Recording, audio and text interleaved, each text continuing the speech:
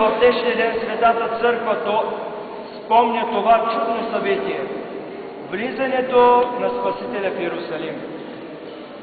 И заедно всички ние, с едно сърце и с една душа, дойдохме в Божият дом, в храмът Божий, за да се поклоним и ние на Господ Исус Христос, да се поклоним на Спасителят, Изкупителят на човешкият род, и молитвено да благодарим за подвигът, който в любов направи за всички нас, за цялото човечество. И подобно и ние на онези жители на Иерусалим, всички взехме в ръцете си клонки, върбови клонки и цветя, за да можем да посрещнем Месията на човешкият род, Спасителят на човечеството. И с гласът на Иерусалимовите жители ние да извикаме: Осана! Осана, благословен гради, благословен идещият в името Господне. Но, брати и сестри, нека да не се оприличаваме на онези жители на Иерусалим, които, виждайки Спасителя, викаха като на цар, като на владетел и го приветстваха с осана, което ще рече слава на идващият.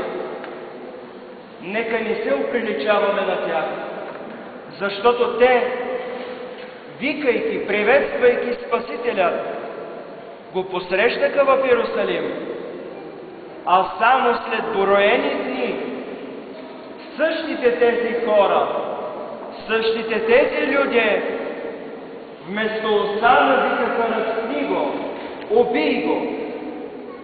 Нека не се оприличаваме на тях, брати и сестри, а постоянно, с радост, обнадеждени с добродетелите, с християнските добродетели, на вярата, надеждата и любовта, винаги да посрещаме Спасителя в нашите сърца с възторжените възгласи: Осана в висините, благословен е идещият в име Господне.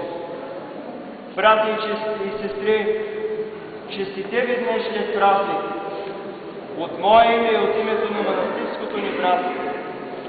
Нека Божията благодат винаги съпровожда вас, вашите чеда, вашите близки и вашите сродници.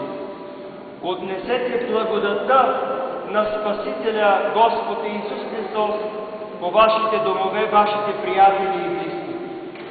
Нека тази благодат да се умява и да ни облагодатява,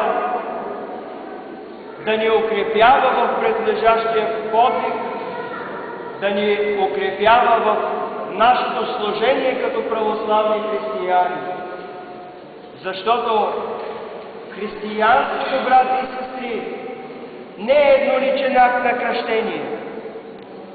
То е начин на живот.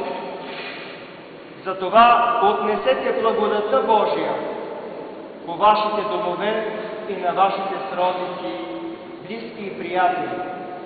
И нека в предлежащата седмица Господ Бог да снисходи над нас, да ни укрепи в попрището, великопостното поприще на Страстната седмица, да подготвим душите си най-вече, но и телата си да очистим, за да можем очистени духовно, очистени физически, облагодатени, да посрещнем славното и спасително и миродавно Христово възкресение, с което възкресение всички ние имаме надежда за вечен живот, за спасение, защото както нашите прародители Адам и Ева съгрешиха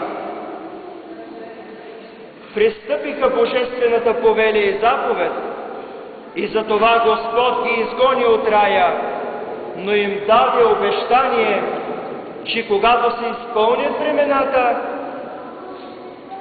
Бог ще изпрати изкупител на човешкият род.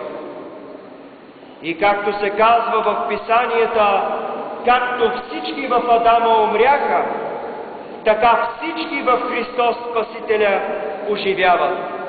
Честит и благословен да бъде днешният празник, брати и сестри! Божието благословение и Неговата милост да пребъдат с вас. Амин.